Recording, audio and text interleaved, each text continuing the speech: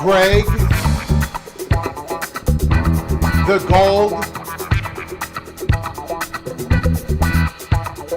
has arrived. Every single week,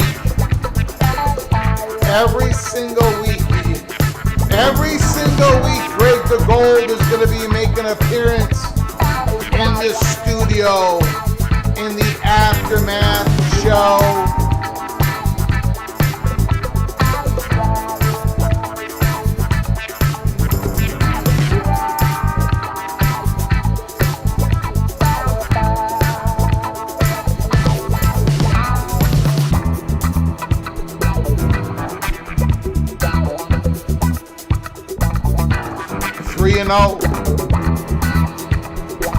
Three and 0, week 0. Kansas State, Fresno State, the Hawaii Rainbow Warriors,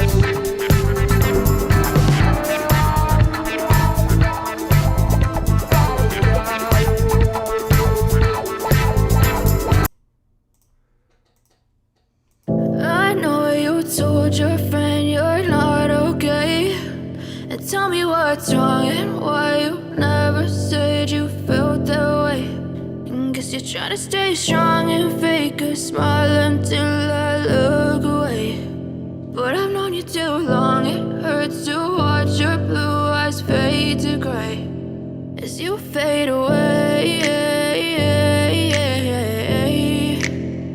As you fade away. Greg the Cooler is fading away. Yeah, I'm about to fade away, cause every time I wake up I feel like it's Monday. Something's going wrong with all the chemicals up in my brain. All of a sudden I don't look at anything the same way. Gotta build up of my thoughts sitting in an ashtray. I'm sorry that I'm so inconvenient, okay. Just let me be me and I'll stay out of your way. I can see the way you look at me, I'm such a disgrace. I never really asked to be brought into this place. You wanna love me? Well then baby have a taste. All the highs and the lows, no you'll never be the same. I don't really wanna hurt you, but I can't control the pain. If you're sticking by my side, maybe we could be okay. Okay, maybe you could be the change I need today. I promise that I've never felt this way. I really hope.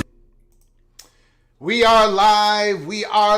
Welcome to College Football's Peek Around the Corner with your host, Greg Flugar. We cover everything in college football because we love everything in college football. And if you do as well, please subscribe to our channel. Smash the like button if you like our content. Share the video with your family and friends if you want to support this rebel outpost.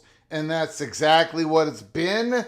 And that's exactly what it's always going to be. College football's rebel outpost, the home for the college football sickos. If you want to support us with a donation to help us keep the lights on, hit that $sign where you make a comment, and I'll get these super chat as quick as I possibly can.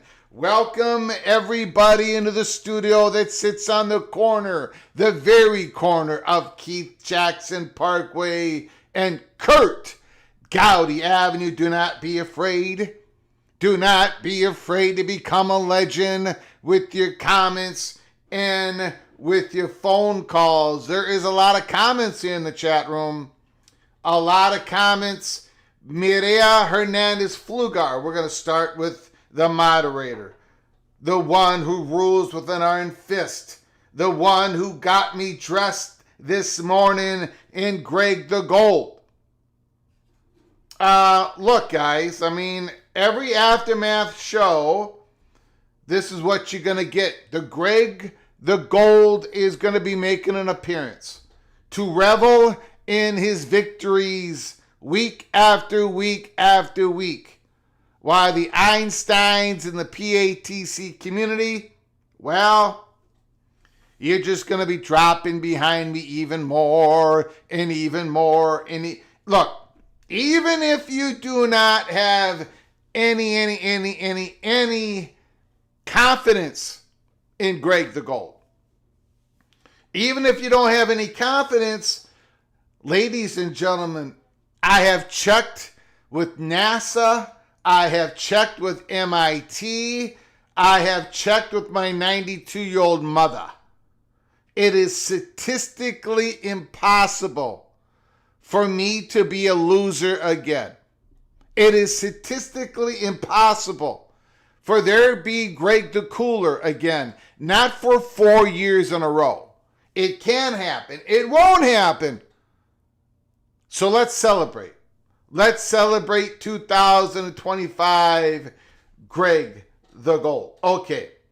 Now, and I've also seen some comments in the comments section by my good friends, saying stuff like, well, is this going to be another crying session of the Big Ten about the CFP? Is this going to be another complaint show from the fat guy from Minnesota? I'm not going to try to cry. I'm not even going to try to save the patience anymore.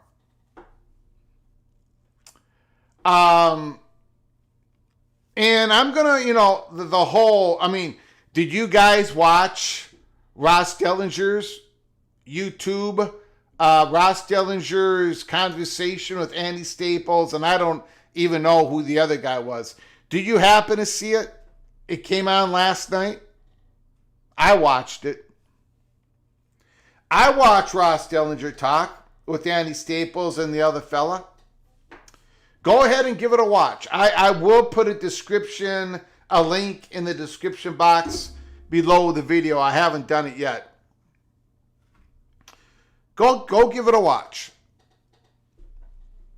Ross Dellinger, basically, he says, I have no idea why the reporters picked out one idea of many across all the conferences.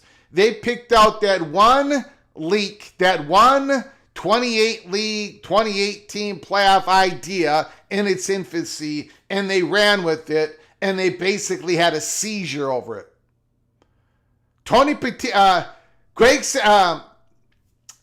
Ross Dellinger says that the Southeastern Conference had serious discussions, that's how he described it, about a 32-team playoffs a couple months ago.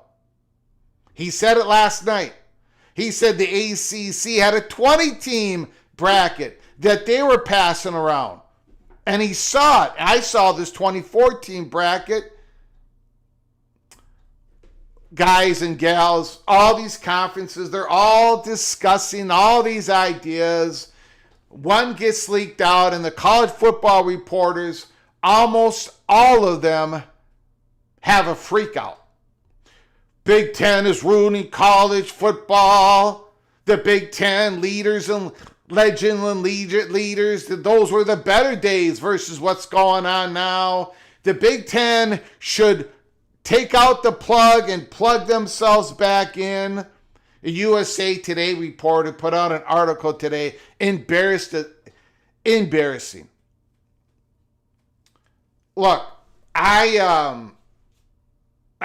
for right now, you guys know where I stand. I have an opinion, just like everybody else.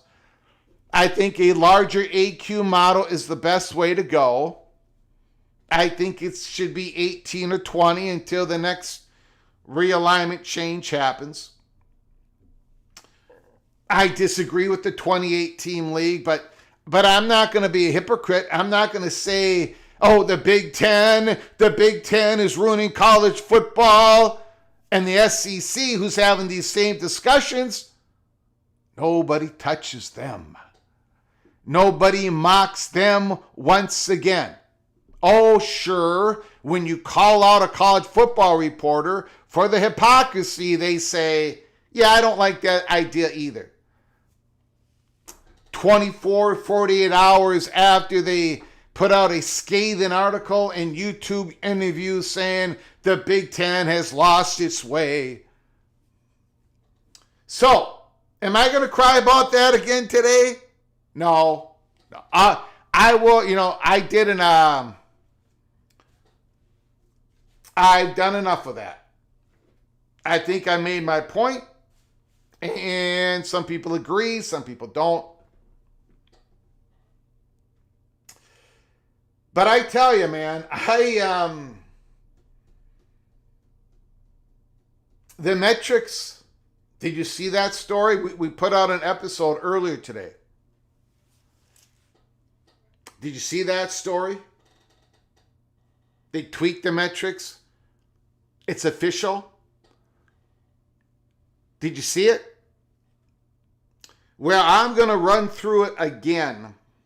And there's a little bit more details that have come out since then.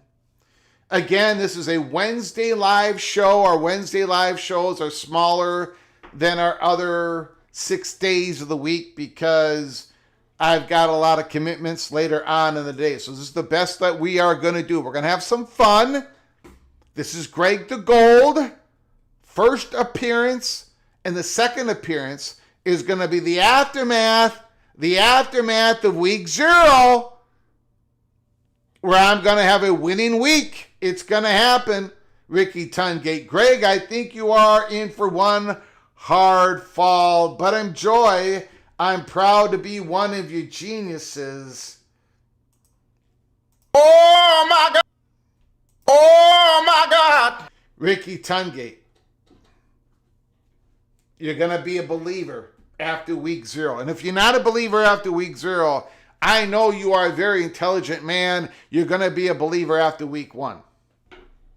Thank you for the super chat. Thank you for starting us off. Thank you for all your support, Mr. Hoosier. I appreciate it. I know look, out of the PATC family, which consists of millions of people, thousands of people, a couple hundred people, there's maybe only 1 or 2 of you that actually believes that Greg the Gold is going to rule the college football world for 2025.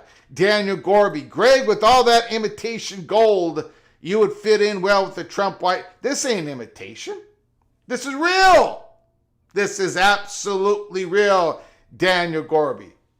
As real as those metrics, whatever they are. We are going to get into that. Let's do the roll call. Thank you, Mr. Tungate. I appreciate your generosity once again. Bruce Harris is in the house. Rod is here. LSU Tiger, Ryan Brooks, Al Woody, Christopher Hooter, Rock and Rant, the Big Ten Tears Show. Poor two-card Tony. Pox on him and Sankin Phillips. Call me a 3-time hater. Rock and Rant. That's fine, but I'm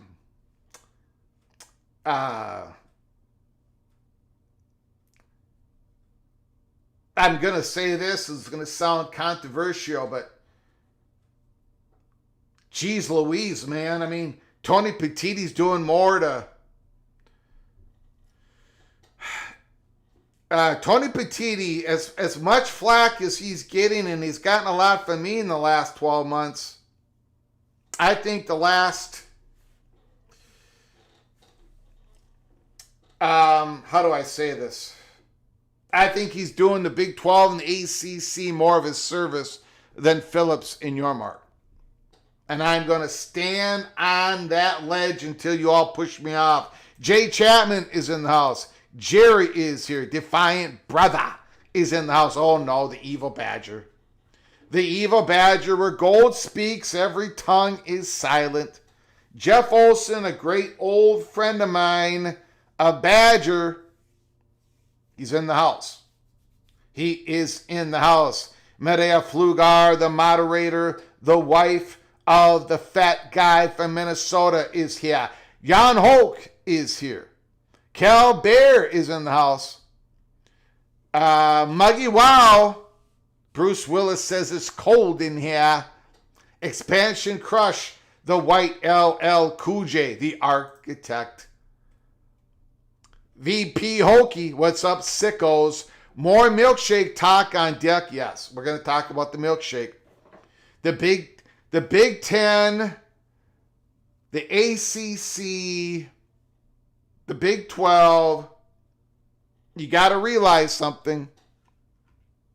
Once again, I got to be the Paul Revere of college football. The SEC has ordered a shipment of long straws. Very long straws into their corporate offices. Because the Southeastern Conference is about to drink your milkshake. Preston from Greensboro is in the house. Kenneth Stromness is here. SECM. Greg going through a midlife crisis. I'm too old to be going through a midlife crisis.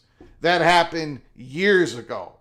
This is the real Greg the Gold in front of you. The Evil Badger is in the house. Amazing Blue is here. The Almighty is here. Check it out. NE is in the house. In Too Deep. No, this is not Moen. This is not Moen. Moen has no idea what's about to happen on October 4th. None. October 4th is a giant blind spot for Moen and those Buckeyes. He's going to learn. Daniel Gorby's in the house. Morris Simmons is here. Stormy Cyclone is in the house. Nathan, nice to see ya. Bimba 75, 79, BYU football is here. Jimmy, did Greg get run over by a hip-hop truck? No. I am hip-hop. Flava Flug is in the house. Jimmy, Ruby is here. Rich Austin, I've never looked better. I've never been better. I've never been more confident. I got math on my side, guys. I've got math. It's you can't be at the level of loserdom that I've been at for the last 3 years. It can't be like I can't. So I did horrible in 2022, dreadful in 2023. I was embarrassing in 2024. My picks against the spread. I did the 3-peat. But you don't do a quadro-peat. There's no such thing as that. My winning percentage is going to be incredibly high this year. And I know a lot of you are going to be going, oh, geez, Greg, the math is finally caught up. And I'm going to say yes, but then I'm going to twist the story a little bit. And I'm going to say, no, maybe I'm just a genius now. Maybe I'm a savant. Maybe I'm an idiot savant. We're going to find out. We are going to find out. Dante's Inferno Purgatory is here. Lockman is in the house. Go Black 45. Enjoy your last 3 days of being above 500. Wow. Unbelievable.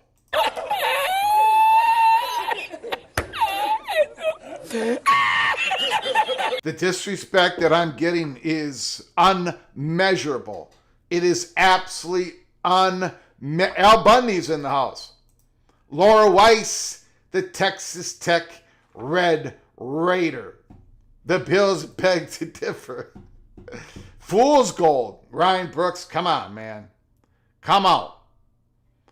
Mr. Buckeye. Greg, the Ohio State Buckeye, is in the house. C. John is here.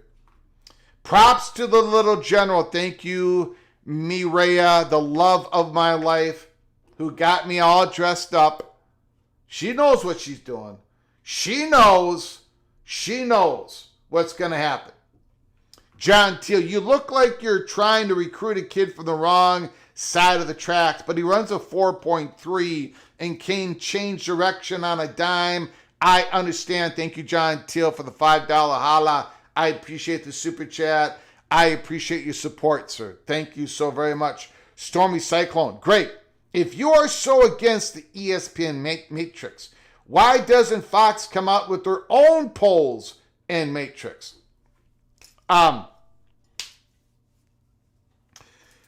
Well, first of all, that's a good question. I don't really see a lot of Fox stuff like that. You know? That's a good question. Number two is against the ESPN matrix.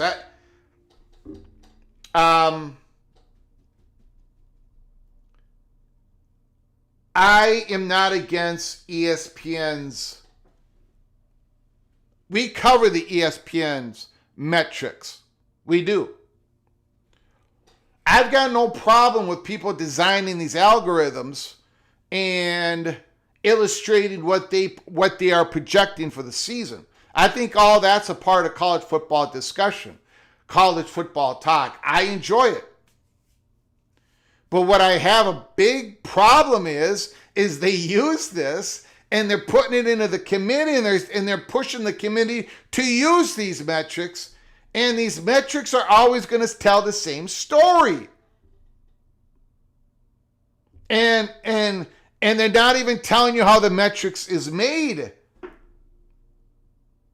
Later on, we are going to be discussing a report that came out today that the new metric that the committee is going to be using, they're not even going to show you how the sausage is made. They're not going to reveal it in public. They put out a bunch of words. It doesn't really mean anything, other than we know who it's all going to favor. I mean, how can anybody defend the metrics when they don't know what the metrics really are? It's all a big shell game, ladies and gentlemen. It's all set up. It's all set up. Advantage SEC, small advantage Big Ten, disadvantage ACC, big disadvantage to the Big 12. It's all set up. It's ready to go. Oh, we don't want AQs. We want to win it on the field. Well, they have just weighed you down with a bunch of weights. The Big 12 horse,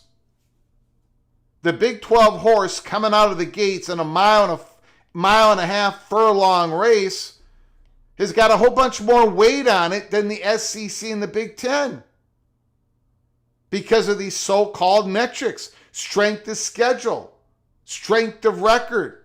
When it's already been rigged up, it's like a self-fulfilling prophecy. All the SEC teams, except for maybe a couple of them, if you beat them, they're good wins. If you lose to them, not a bad loss. They've already got it all. It's all set up. It's all set up. I don't know why this is so difficult. I mean, I guess only people only complain at the end of the season. I guess that's what we're going to do again this year. Again, we're going to go over the rankings of last year, before the new metrics were even tweaked. And you tell me how this is not horrific news for the ACC and the Big 12. This is terrible news. Absolutely horrific news. So Big Ten is crying again. Greg is crying again. Da-da-da-da-da-da-da. I don't know. I mean, what do you need to see? I don't get it. I don't get it at all. Kerry Gold knows. Greg, where's the gold tooth? Well, that's not going to happen, at least not right now. Maybe I'll get a gold tooth with the $10 super chat. Maybe we'll get a real gold tooth to put in my mouth. We'll see. This is not the start of Greg the Gold. This is only the beginning of Greg the Gold. Thank you, Kerry Gold knows. Thank you for the super chat. Stormy Cyclone, John Teal, Ricky Tungate. Thank you guys for starting us out. Okay, now let's get to the program.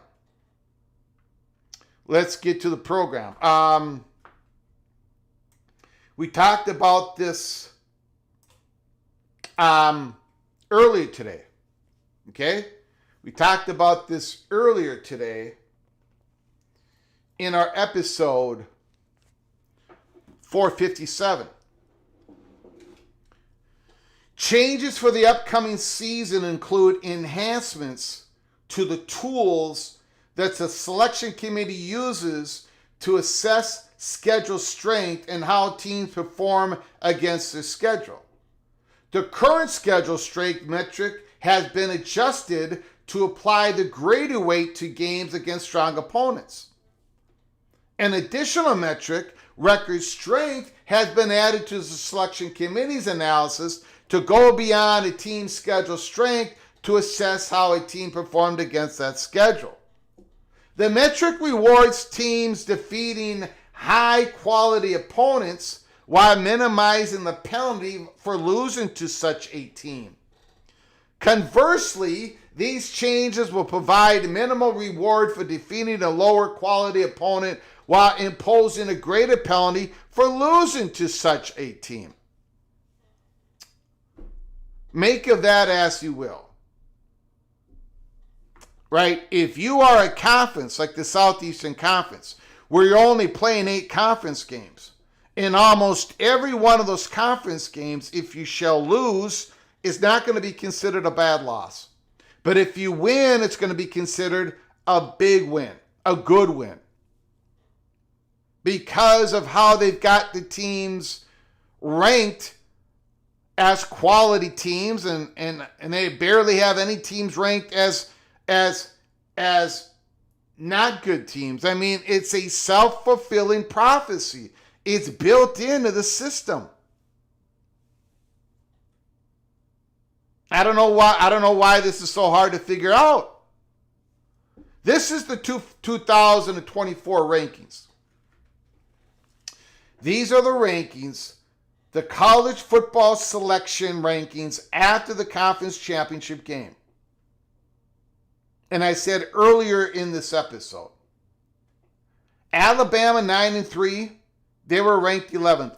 I do not have a problem with the 9-3 team making the playoffs. From the SEC, from the Big Ten, from the Big 12, from the ACE, I don't have no problem with the 9-3 team making a 12-team playoffs. Because there's more to the record. I get it. It just so happens that this Alabama team, their 3 losses were not to the top 3 out of the top 4 SEC teams, or 3 out of the 5 top SEC teams, or 3 out of the top 6 SEC teams. This Alabama, 2 of their losses were to Vanderbilt, 500 team, decent team, and to Oklahoma. And yet, after Arizona State won their Big 12 championship game, this 9-3 Alabama team was ranked ahead of Arizona State. Alabama, Ole Miss, and South Carolina were all ranked ahead of 10-2 BYU. Ole Miss, South Carolina, 9-3 were ranked ahead of Clemson, who had just won the ACC championship game. So I get it. Look, I say it all the time. The Southeastern Conference, in my opinion, is the strongest, most valuable, best football conference in the country. I think the gap is closed, but I still think that to be the case for the Southeastern Conference. But you can see, ladies and gentlemen, before the metrics were tweaked again, we just showed you the announcement. The advantage of the SEC, the hardest schedule, and some of it is hardest schedule, is already baked into the college football playoff selection committee's thinking and results. Now they want it to go even to a level higher. Again, ladies and gentlemen, this is before the tweak of the metric. So, I said earlier today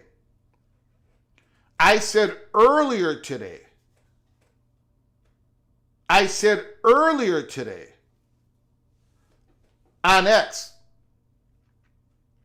and in episode 457 that we could be creating a world very easily. This did not satisfy the SEC. These rankings after the conference championship games did not come close to satisfying the SEC. So what we are doing, ladies and gentlemen, we are getting very close to creating a world in which a Big 12 team is going to have to finish 2 games or better in the win-loss column over an SEC team for the Big 12 team to grab the at-large bid over that SEC team. Look at these rankings without the tweak.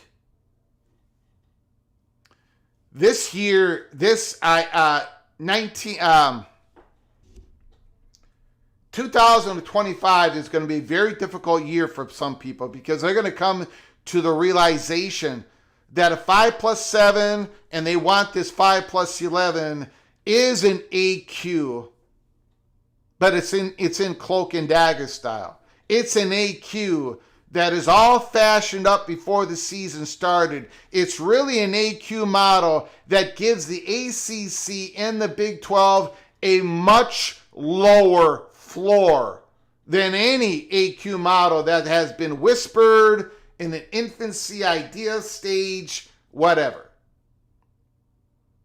That's going to be the reality. All these AQ models are not satisfying a large part of the ACC and the Big 12 constituents. In a large part, I believe, is because the 5+11 model hides the actual truth from you, while the AQ model at least is up front with you.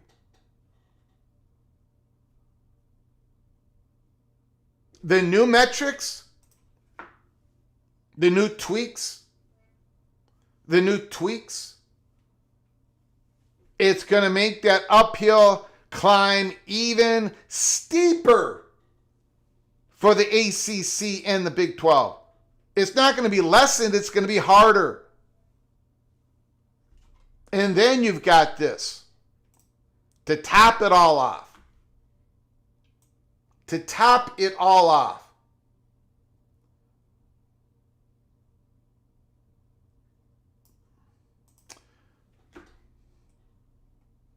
Brandon Marcello. The College Football Selection Committee announces changes to a strength of schedule metric.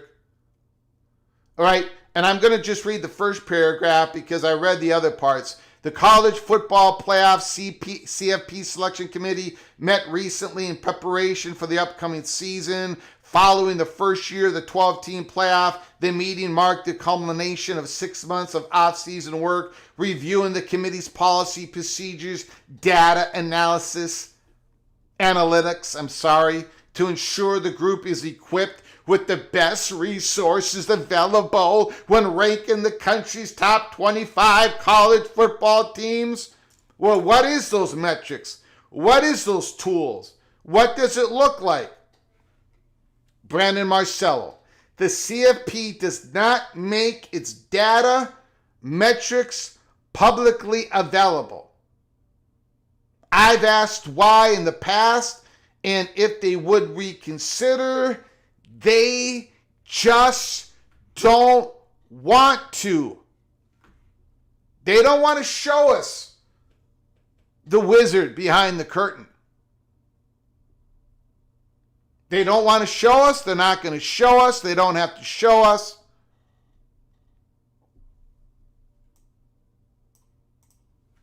So if I'm a college football reporter, and I'm not, we are the rebel outpost of college football. This is what this channel does. We challenge things. We are not blinded by the light. I'm not swooning over Tony Petitti, Phillips, or Greg Sankey. I don't care about my access. I don't need the access.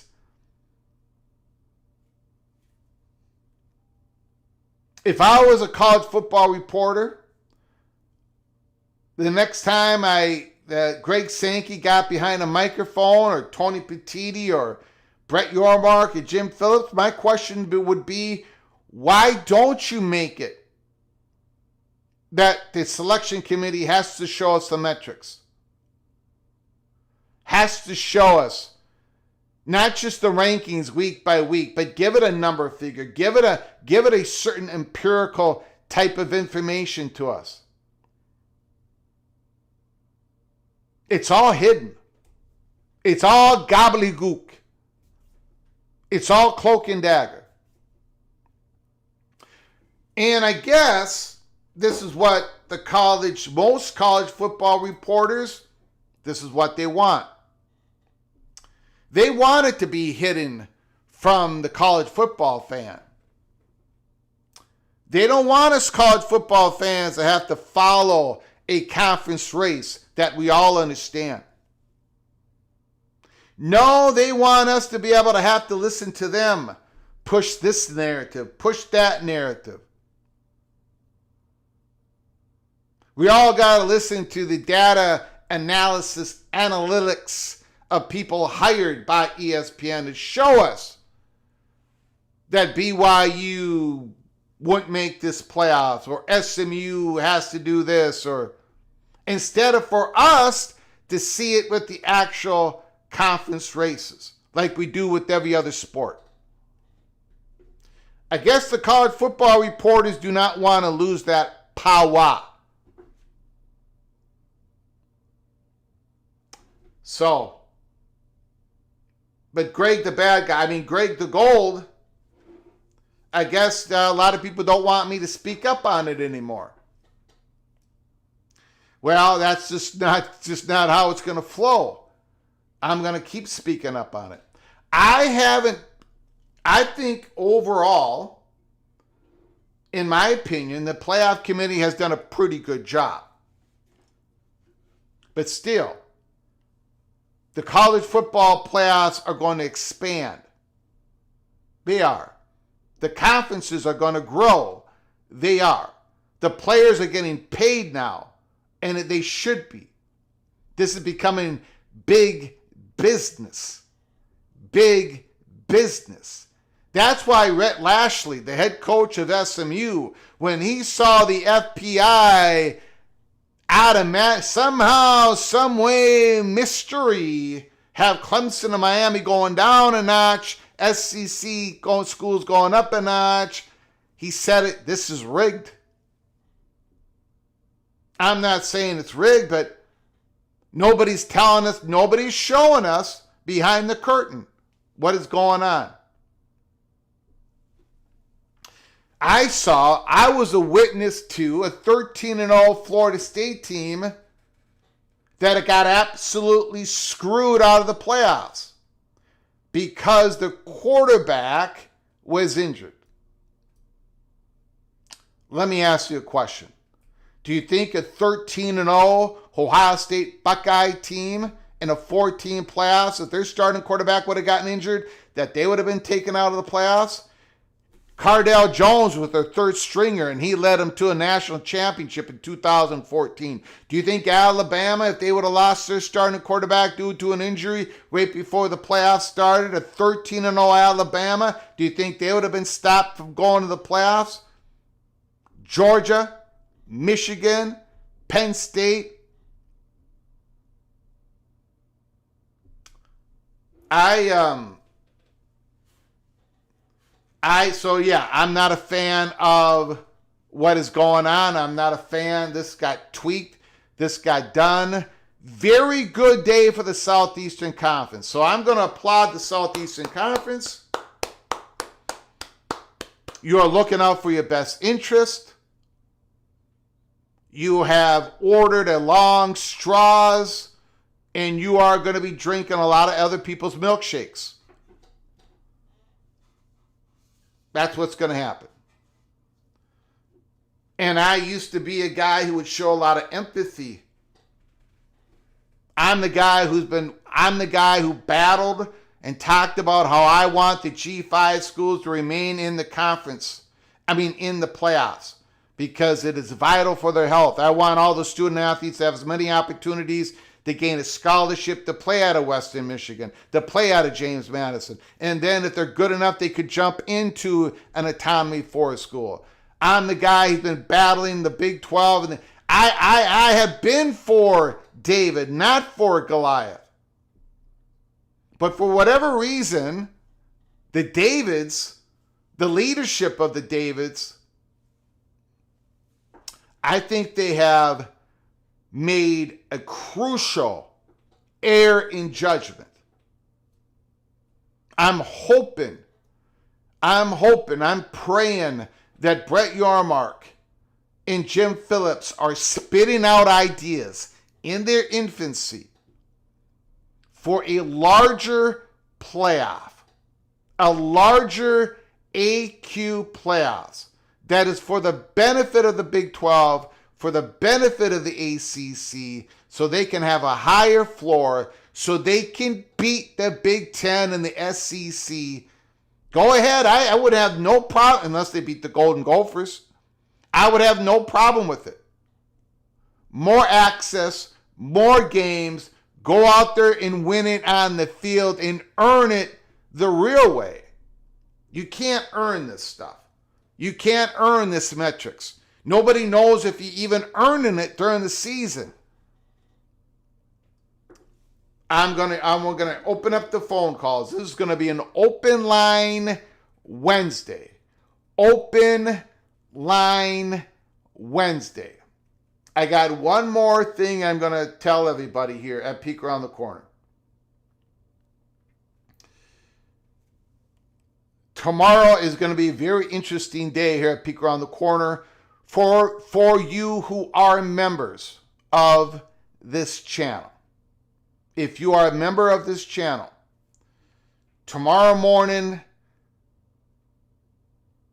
mid-morning, I believe, I'm not quite sure, I'm going to be dropping Early Peek Cloak and Dagger episode 58, 59. I don't know what number we're on. It's been a while since we dropped one. And that is because I don't drop something unless... Anyways, tomorrow we're going to be dropping an Early Peek Cloak and Dagger episode for members only. And then we're going to be talking about it live later on in the day on Thursday, August 21st. But tomorrow morning, I'm going to be dropping an episode and I'm going to tell you what was in the subject line of that email that talked about the universities that the Big Ten had recent discussions with. There's something in that subject line that pertained to a university. In that subject line, it said, this university has not had recent talks with the Big Ten. And then the body of the email had 4 universities named. For those who've been watching our live show, we gave out the 4 schools. It was University of Virginia, University of North Carolina, Chapel Hill, Notre Dame, and Clemson University. And it was in that order. I do not know the importance of the email. It came out either in the last week of July or in the first week of August. We covered this a couple weeks ago. I really don't know the importance of that email because we don't know if there was 10 teams, 10 universities that the Big Ten has had recent talks. Maybe there's 15, maybe there's 12, maybe there's 6, or maybe it was just those 4. And recent talks, is that really all that important? Right? Maybe there were talks with 4 other different universities 6 weeks prior that were just as important as these discussions with these 4 universities. So ultimately, I do not know the importance. If there's any importance in this email, the information that we put out. But that did not stop me from putting it out because that's what we do here at Peek Around the Corner. When I can put something out, I put it out there.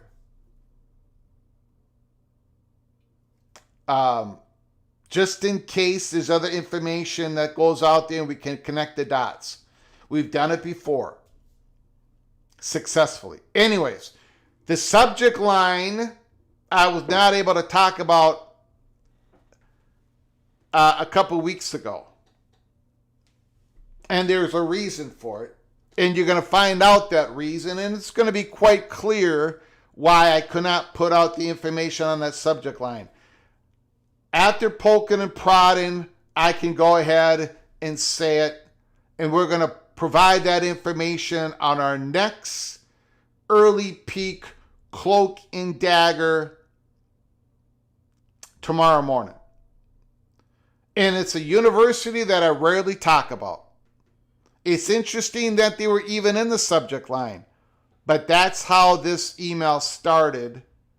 And just because they did not have recent talks, maybe they had, I don't know. But we're just going to give you the information. And the university that's named in the subject line is a big, big hint, very large hint towards where this email came from. And I'm going to be able to give you that information tomorrow. And then there's another layer to this. I think many of you are going to be shocked that, well, we'll save the rest later for tomorrow's live show. Live early peak Cloak and Dagger episode from members only. And then we'll talk about it live later on a Thursday show. So, having said all of that, if you are a member of our program, keep an eye on your notifications for early peak Cloak and Dagger. For the rest of this live show, I've cried, I've shed tears. I'm Greg the Gold makes his first appearance. This is what I'm going to look like on every aftermath show of every week during the college football season, because my record against the spread is going to be sky high, over 50%. Book it, baby. Book it. For the rest of the show, it is Open Line Wednesday. Again, our Wednesday shows are smaller than our usual shows. The Evil Badger, thank you so much for the incredible generosity. 10 gifted memberships. Go Black 45. Crab Cakes and Football. Mr. Terrapin is in the house. Ivy Pickin. John Menser. NC Fisher. Orange Hoof. Corian Byerly. Creighton Rabs. Tyler Buck. And Adam Vulture. You were all gifted a membership by the incredible generosity of Evil Badger. When you get an opportunity, please say thank you to the Evil Badger. He's evil, but he's the best Evil Badger there is. Please say thank you to him when you get an opportunity. And Evil Badger just gave you all the opportunity to watch out for our early peak Cloak and Dagger episode coming out tomorrow. All of you are officially knighted. Cloak and Dagger. Cloak and Dagger. Hold on 1 second, please. Hold on 1 second. Let me clean something up here.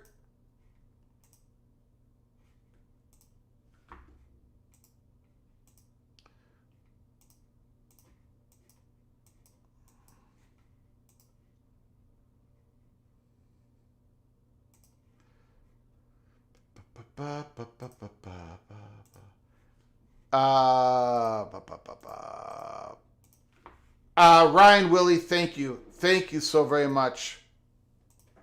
Incredible generosity by Ryan Willie. Unbelievable. Thank you so very much.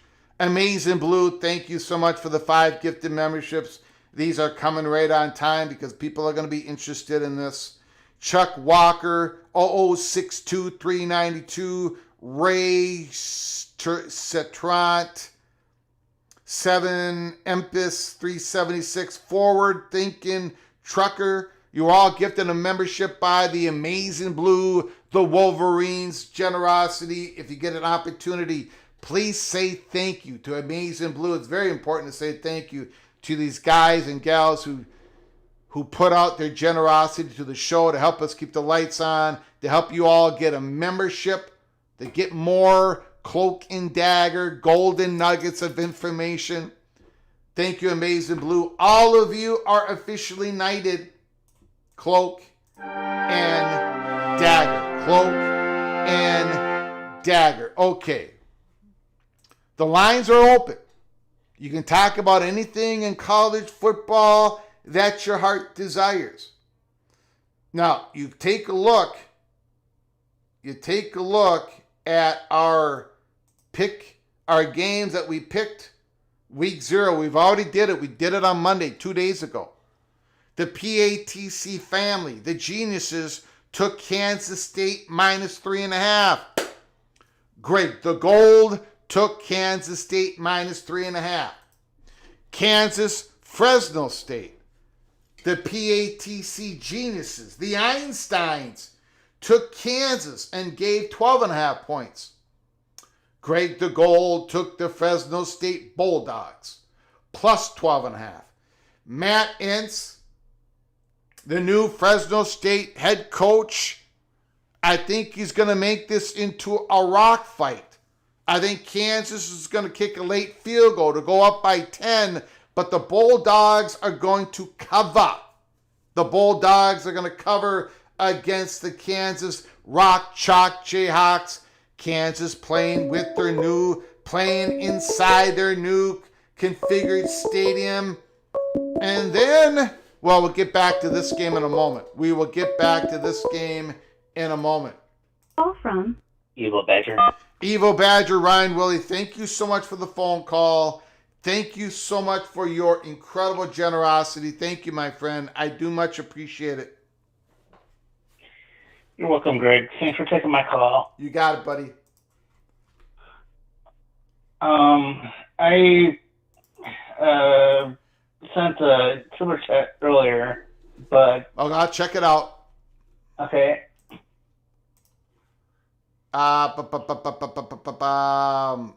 Yeah, I'm behind on the super chats. Let me go through them real quick, Evo Badger. Is that okay? Okay. This Evo Badger will give you his honest opinion. The Big Ten is trying to save the ACC and the Big 12, and the SEC is trying to destroy them. The SEC basically wants to control college athletics.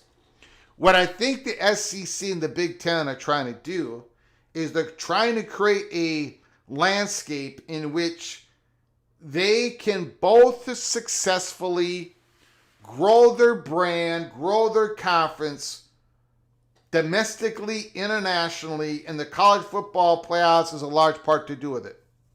The Big 12 wants to do the same. The ACC will try to do the same when they backfill. But I think that's what they're trying to do. I really don't have... look, the Southeastern Conference is looking out for the best interest. I even applauded them for their very great day they had today. My problem,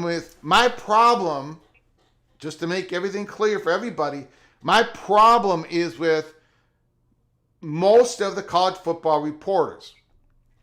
Not because they disagree with the Big Ten. I disagree with the Big Ten. I don't want the 24-28. Not now. No, I don't. I want 18 or 20. I don't think 16 works. It's the way the college football reporters have covered this story. I think it's been horrendous because the SEC has had the same talks, the same discussions, 4 months. Again, if you don't believe me, go watch Ross Dellinger's reporting of last night.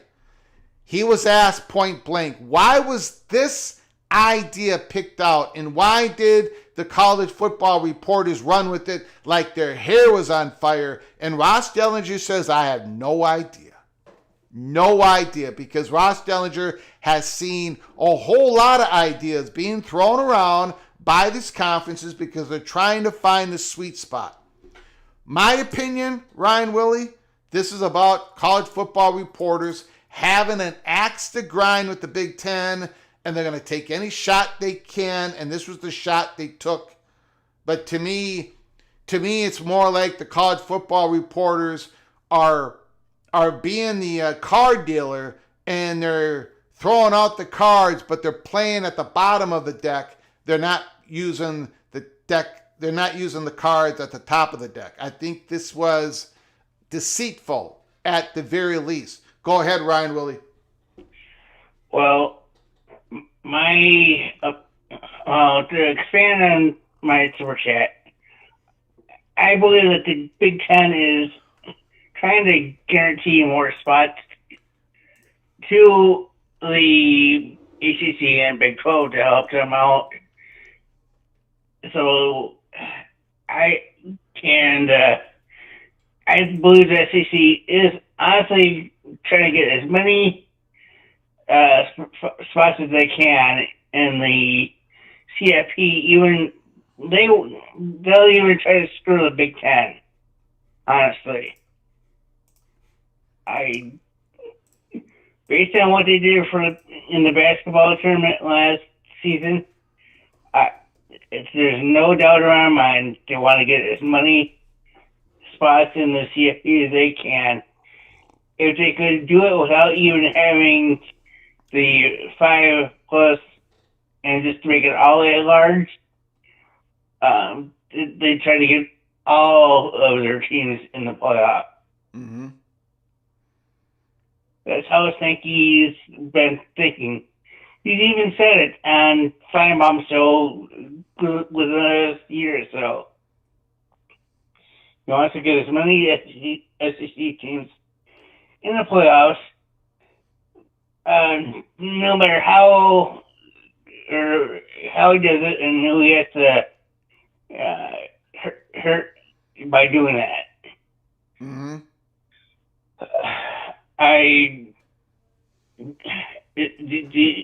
What do you think? I'm hoping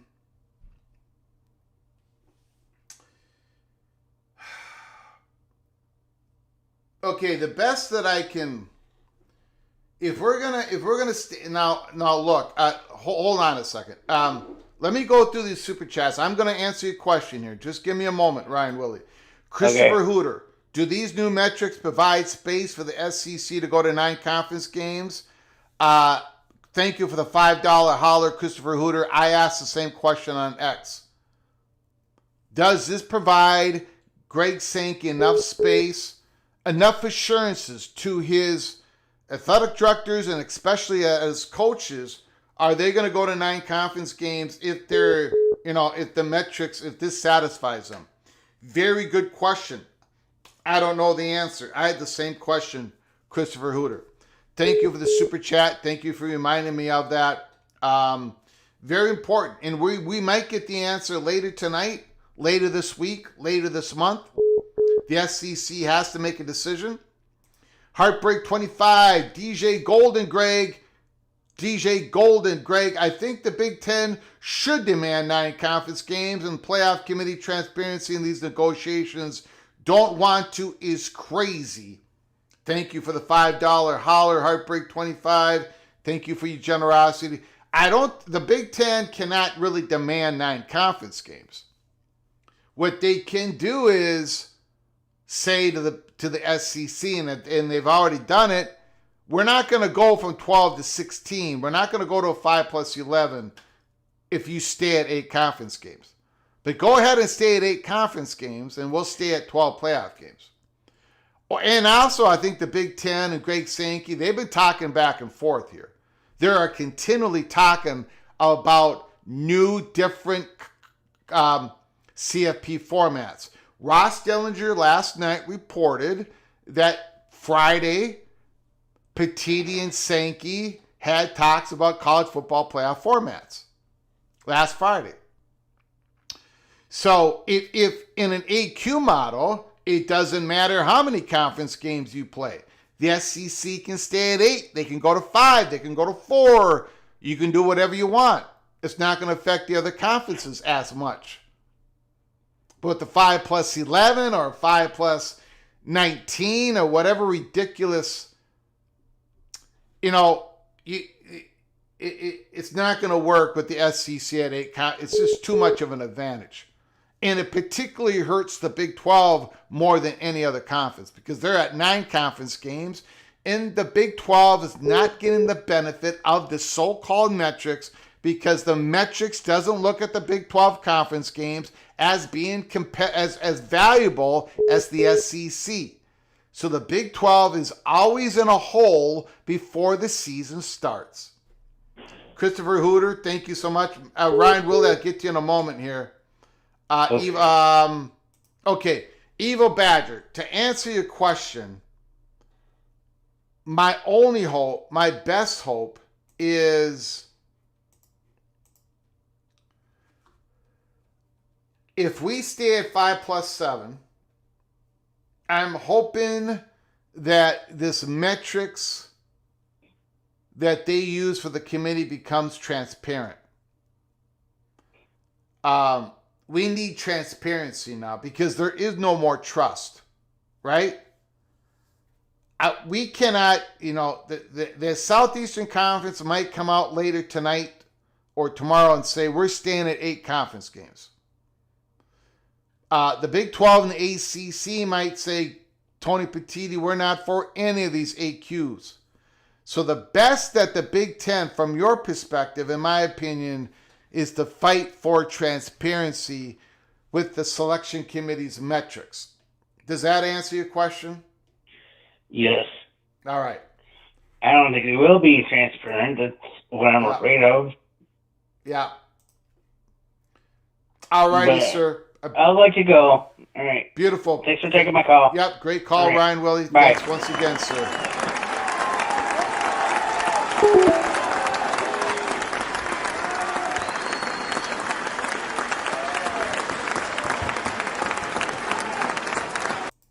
Phone lines are open. Phone lines are open. Bo Weevil, Greg is walking new hardware. Did he knock off a jewelry store? No, I did not. Although, look at this ring. Look at that beautiful, beautiful ring. You see that? You see that? This is Greg the Gold. This is Greg the Gold. This is what you're going to be seeing. This is what you're going to be seeing here. Greg the Gold on every Aftermath show, either late Saturday or Sunday, talking about the victories against the picks against the spread. No more losing. No more losing. Greg the Gold, baby. Let's go.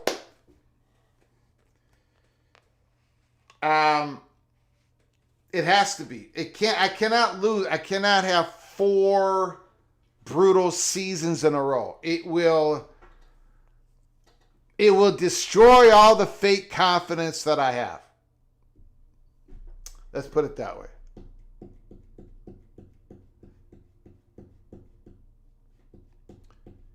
Did you borrow that gold bling from Moen? No, I did not. The Little General, it came today. As I said yesterday in the live show, we are expecting a package today. No, this is the Little General. It's all her doing. That's what happens when you got a loving wife supporting you in all your stupid dreams that you have. Hold on. Call from Fred. I did not get the name. Fred. Fred, thanks for calling, Fred. I appreciate it. The floor is yours. Thank you, Greg. I think the Big Ten has one focus, one mission this time, and that's to get the AQ model selected over the board committee model. Anything else, everything else, it has to start with the selection of the AQ model as the way we're going to do going forward.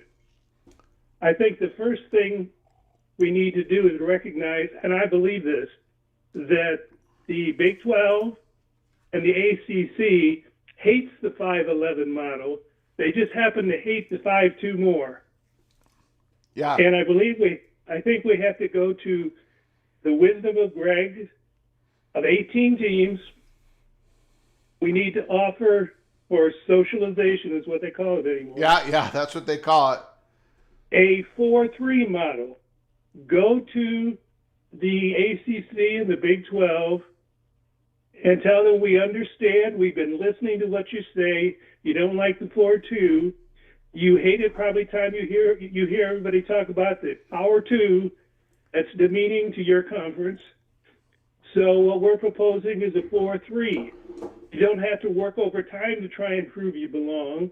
Mm-hmm. But immediately next year, you're going to have 6 teams in the playoff to show that this Arizona State Texas game last year was no fluke. You're going to have many opportunities to show that you belong. Yes. Yeah. So we have to first begin to win them over to show that they're not opposed to AQ, they're opposed to the 4-2 model. Yeah.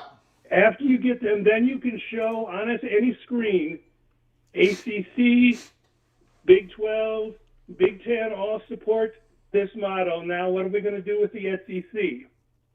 So then you go to the SEC and you say we're talking about 18 teams. If you agree to the AQ model, everybody's going to be happy because they're going to get more money. They're going to get more teams in. If you can work it out so you can have play-in games, you make more money too, but I don't know about that. But we can move forward as a united front with all four conferences supporting this and go from there. The alternative, and then really the SEC would be making the decision, is to stay with where we are, where you get 12. Mm-hmm. With the 18 model, you'll get at least 4, and have potential with 2 at large to have 6. So if we stay at 12, good luck getting 6 out of the 12 in this model. So there's advantages for each of the conferences going to your 18-team model. Yeah, I agree. I of course I agree, because he's talking about my model. I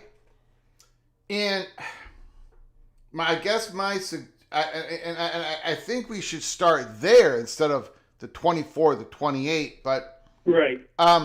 Look, and it's not just about, I'm reading like BYU football, 100% agree. Worry about the Big Ten, not us. One big league.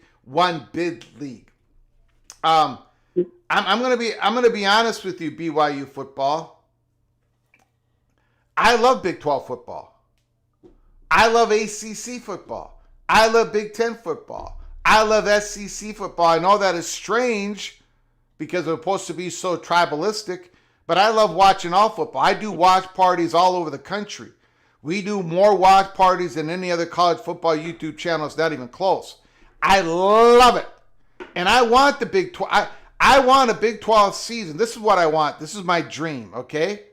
I want a Big 12 season to start, and I want that season to start with the Big 12 institutions not having to constantly focus and listen to the propaganda and the focus of what's going on in the SEC and I want them to focus on the Big 12 conference race and the rivalries in the Big 12 and who's in third, who's in fourth, who's in fifth, who's closing the gap, who's falling back, because you're going to make the playoffs. You're going to have exposure. You might have a home game in the playoffs. That's what I want for the Big 12. And some of the conversations would drop away with the AQ model. Who cares about strength of schedule for the 14 who are going to qualify? Yes. Who cares if you go to 8 or 9 conference games if you use the AQ model? Yes. Who cares whether there's preseason polls or early season polls that put your team behind the 8 ball to start with? Yes. None of that is relevant. Yes. And you're still going to have a little bit of room for the at-large bids in which those rankings do apply, in which the strength of schedule would apply. And if you win a big non-conference game, it would apply, but most of it won't. And with the new metrics you mentioned earlier today, all the more we've got to get the board committee process out of the picture as much as we can and go to something that just people determine on the field. When they walk off the field that last game, they know, are they in or they're out. Now we got to tune in next week and find out what happens. Yeah. I agree with you, sir. And which makes this an excellent phone call. Well, thank you, Greg. I've been listening. I just wanted to call in. I needed to. I appreciate it. Call again, sir. Take care. Beautiful. Thank you, sir. Bye. I don't know.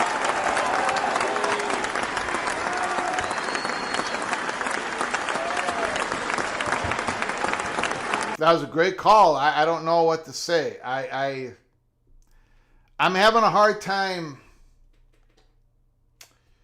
Well, if you apply the shady metrics to this, the at-large won't matter either. But it's a smaller pot of at-large teams, right? It's 1 or 2 or 3. It's not 11 or 7. That's how I look at it. I want these races to mean something. And you know what? These schedules are going to be imbalanced. These selection committees are going to be looking at teams from different conferences with different schedules. I mean, the metrics, they won't even show you. And instead of just having a conference race to decide who goes to the playoffs. But we shall see. We'll see what happens.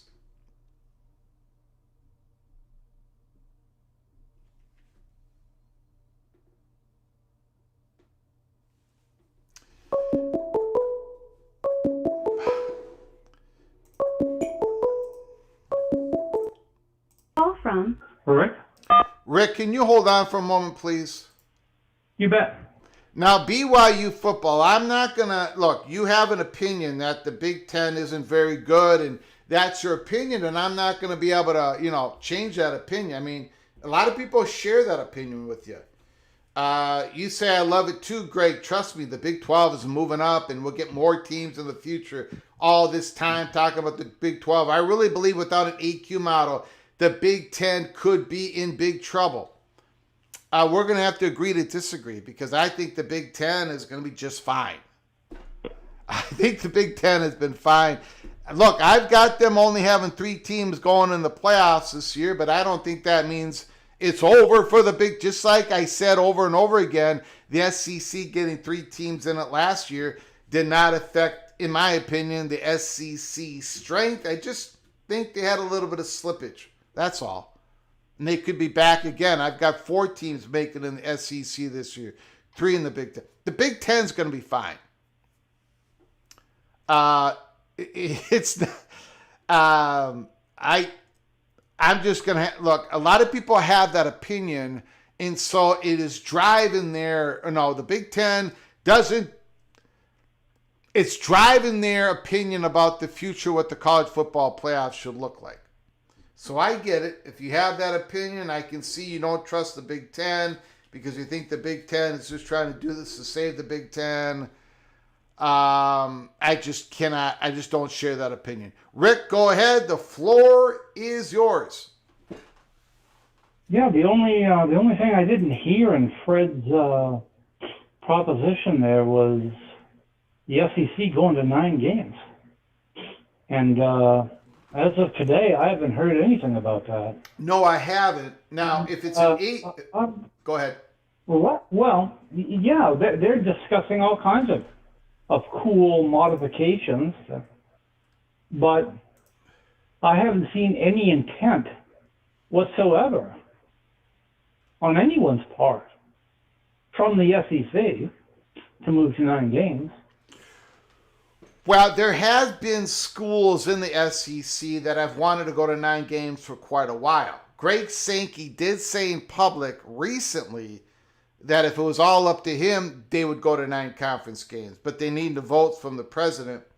I think what Fred was saying, and I happen to think it's quite accurate, that the AQ models that everyone's throwing around, the importance of going to 9 conference games lessens greatly versus the 5+7, 5+11, 5+19, whatever, because it's an AQ model.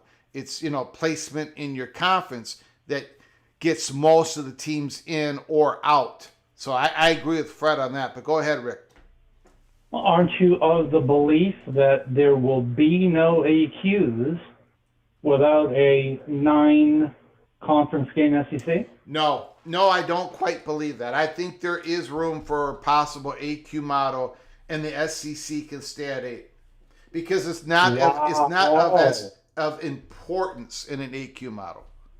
I think that's one of the fig leaves that Tony Petitti's trying to give to the SEC. Okay, you want to stay at 8, go stay at 8, but look at this AQ model, and we're fine with you staying at 8. That type of thing. Wow, I didn't know that had changed. Yeah. I didn't realize that position had changed. Okay, well, if that's the case, this thing's all but wrapped up. I don't know about that. No, I think it's wrapped up. I think if they can stay at 8, why not? Yeah. Yeah. Boy, and rework the matrix. Wow. Yep. They get it all. Yep. Okay, thanks for taking the call. All right, buddy. Appreciate it. Beautiful call, Rick. A lot of people are asking Studzilla, Greg, be careful. You have a lot of gold on you. It seems you have the Midas touch. Don't touch the microphone. A lot of people are asking, what the heck did I just walk into? DLB 3422, what the heck did I just log into? Greg the Pimp. No, it's not Greg the Pimp. It is not Greg the Pimp. It is Greg the Gold. This is the introduction to you, to all of you, Greg the Gold. Every Aftermath show, be it Saturday night or Sunday, the results of the week 0, week 1, week 2, week 3, every time Greg the Gold has a winning percentage over 50%, Greg the Gold makes an appearance. And guess what? Greg the Gold is going to make an appearance every single week, because every single week, this is going to be Winterville City, no longer Loserville City. I'm sick of being the mayor of Loserville City, being reelected year after year after. No. Greg the Gold.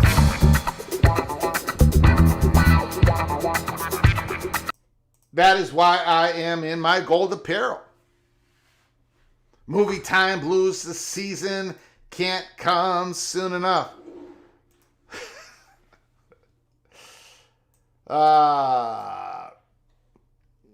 DLB, so this is the last time we see this get up.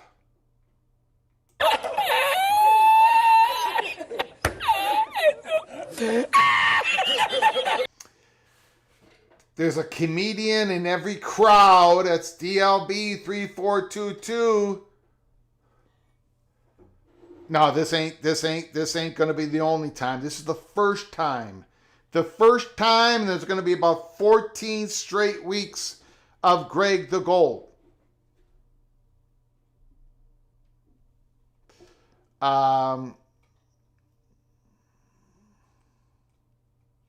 Lego Gators just got here. Wow. Well, get used to it, Lego Gators. Get used to Lego Gators. If I pick the Florida Gators to cover the spread, book it. Absolutely book it. So keep your eye on my picks, Lego Gators. And by the way, how is DJ Legway doing? Is he fully healthy? Is he ready to rock and roll? Give me a call, 763-260-1333. Troy, as a citizen of Loserville, I welcome my new mayor. Yeah, I'm so tired of losing, guys. I'm so tired of losing. I want to win. I want to win. I'm going to just believe it. I'm just going to, look, you got to dress the part, right? You got to dress the part. Greg, you already broke my heart with your picks on the Gators. Unclear on Legway, hoping for the best. Well, I got the Gators finishing in 12th. I had to do it. I think it was 12. Yeah, 12th. I had to do it because I don't know about the health of DJ Legway. I really don't know. I had them 5th. I had them ahead of Ole Miss, Tennessee, Auburn. I did. No, I didn't. I never had them ahead of South Carolina, Missouri. So I guess I had them in 6th or 7th. Now, Missouri Tigers, very interesting news. Eli Drinkwitz, the head coach, announced today that the Missouri Tigers in week 1 are going to be putting in both quarterbacks, Bo Pribula and Sam Horn. They're both going to play. Now, a lot of people are saying if you got 2 quarterbacks, you don't have any quarterbacks. Look, I think Missouri, look, how do I say this? I like Missouri's position, how they're positioned at the quarterback. Bo Pribula,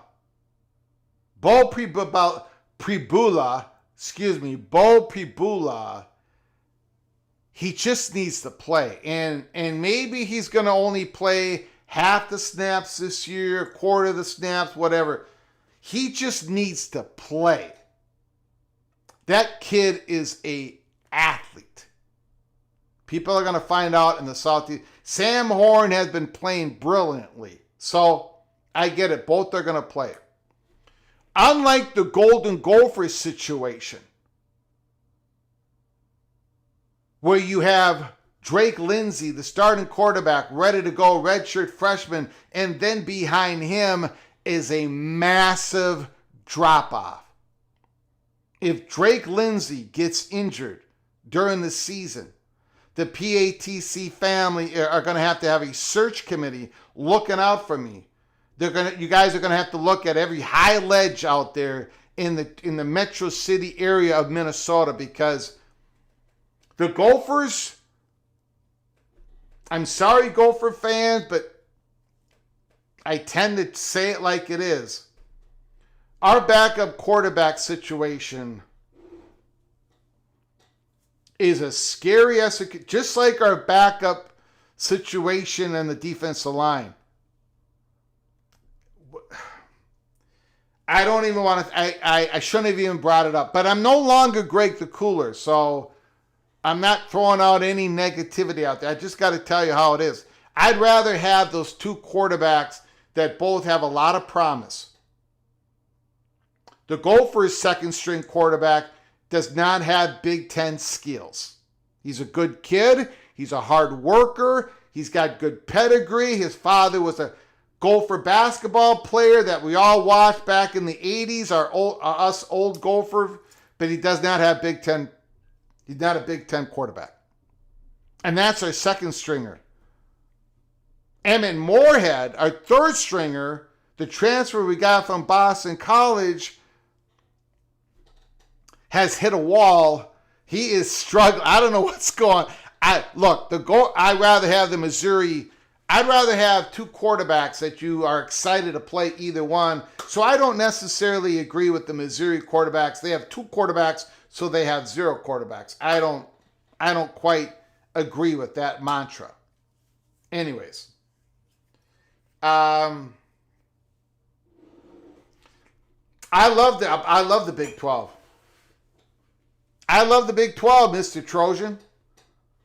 I love the Big 12. I love the ACC. I love the Southeast. I love watching football. I watch all of it.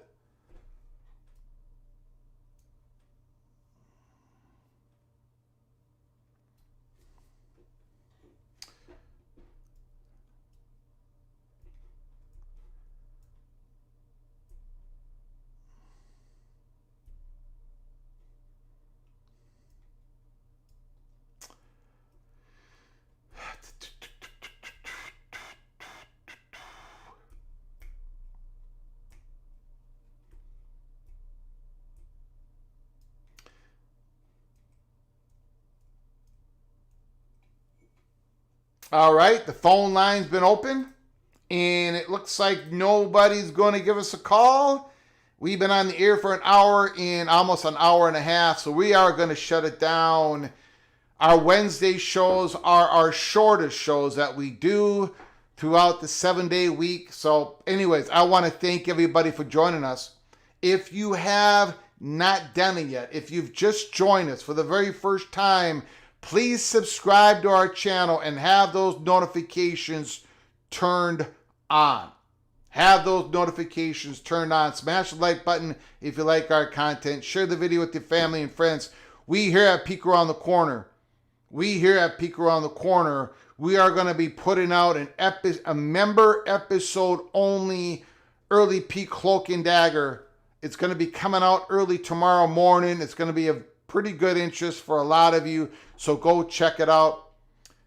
Tomorrow we are going to be having more fun here at Peek Around the Corner, so make sure you subscribe and turn on those notifications. Greg the Gold won't be showing up again unless it's an aftermath show, and of course we're going to have a winning percentage against the spread of over 50%.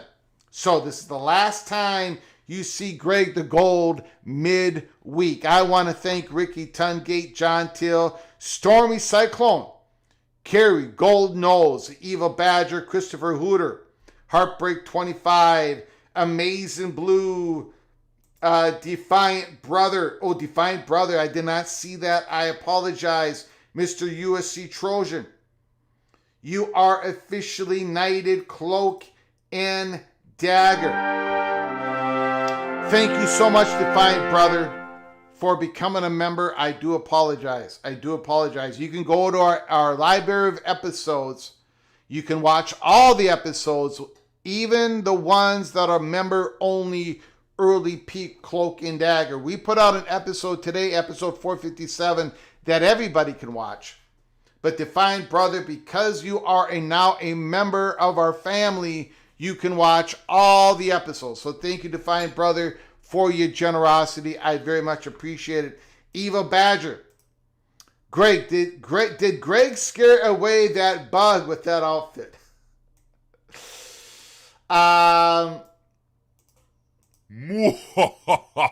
Maybe I did. I haven't seen that bug. That thing was giant, but I haven't seen it in the last couple of days. Thank goodness. Thank you, Eva Badger, for the super chat.